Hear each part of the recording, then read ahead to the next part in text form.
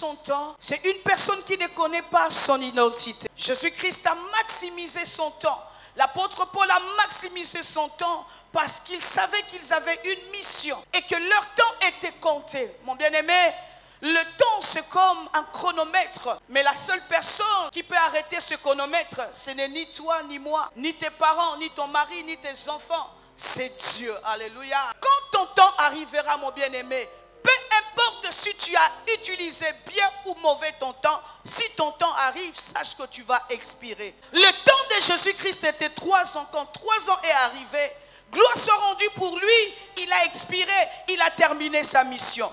Mais toi et moi, alléluia, qu'est-ce que nous devons faire pour maximiser notre temps? Maximiser, ça veut simplement dire s'exposer complètement. Exposer complètement son potentiel. C'est se surpasser, vider son dépôt. Ne pas regardant les circonstances d'où tu te trouves, mais si tu connais qui tu es, tu vas faire en sorte que ton temps soit utile pour faire sortir la personne que tu es. Et sache que tu ne deviens que la personne que tu es au fur et à mesure où tu travailles dans ton temps. C'est le temps qui va révéler la personne que tu seras. Si tu ne travailles pas dans ton temps, tu ne peux pas connaître qui tu seras demain. Le temps, c'est lui qui va révéler les choses qui sont cachées en toi.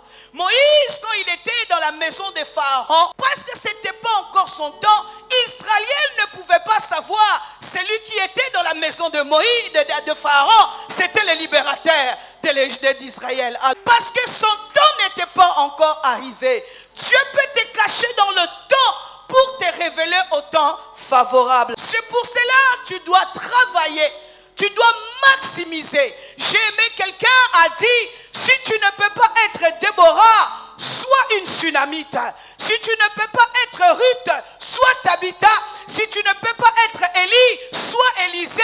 Mais tu dois être quelqu'un pour travailler dans ton temps. Ce qui t'empêche de bien travailler dans ton temps, c'est parce que tu ne connais pas qui tu es. L'ignorance, comme j'étais en train de vous dire, mon bien-aimé, c'est une décision, c'est un choix. Si aujourd'hui tu refuses l'ignorance, le seul moyen d'enlever l'ignorance dans ta vie, c'est de connaître la vérité. Quand tu es dans la quête de la vérité, c'est la seule chose qui peut ôter l'ignorance dans ta vie. Et la Bible nous dit, la vérité, c'est Jésus-Christ. Le psalamiste s'est approché de Dieu en disant, apprends-moi. Il disait à Dieu, instruis-moi, aide-moi à étudier, à comprendre, à compter mes jours, afin que j'exerce mon cœur à la sagesse. Une personne qui est instruite, une personne qui étudie, une personne qui investit son temps à rechercher de bonnes choses, sera sage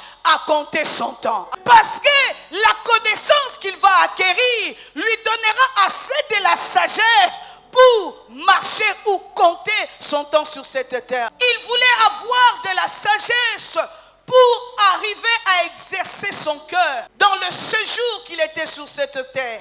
Et la Bible nous dit, toute sagesse, c'est le commencement quand tu crains Dieu. Comme on dit, la crainte de Dieu, pardon, c'est le commencement de la sagesse. La première des choses que Moïse a fait, il s'est d'abord approché. Quand tu t'approches, c'est là où tu entres en communion avec Dieu. Et nous nous approchons qu'avec Dieu, c'est que par la prière ou par la méditation de la parole de Dieu. Les deux choses qui peuvent te faire approcher de Dieu, c'est par la prière et la méditation. Et la prière, c'est le moyen par lequel tu y auras l'échange des informations que tu cherches pour ta vie. Comme tu es assis là, il y a des informations, il y a des secrets sur ta vie. Ni ton père, ni ta mère, ni la personne qui est à côté de toi, ni ton meilleur ami, ni ton frère ne connaît de toi si ce n'est que Dieu. Dieu est la seule personne qui garde le secret de ta vie. Seul Dieu a des informations qui peut libérer ton potentiel, qui peut en faire sorte que tu puisses user bien de ton temps. Mais si tu ne t'approches pas de Dieu, tu ne pourras jamais comprendre ou tu ne pourras jamais savoir pourquoi tu as été créé. Parce que Moïse savait que sa vie était liée à une mission. Et sa mission était liée à un temps. Et il a regardé, il a dit, si je ne m'approche pas de Dieu pour connaître combien de temps il me reste sur cette terre, de peur d'utiliser mal mon temps et de rater ma mission. C'est pour cela qu'il s'est approché en priant. Il a dit, apprends-moi. Je veux que pendant ce mois de prière, quand tu prieras pour ta vie, tu dis à Dieu, peut-être de janvier jusqu'à octobre, j'ai utilisé mal mon temps.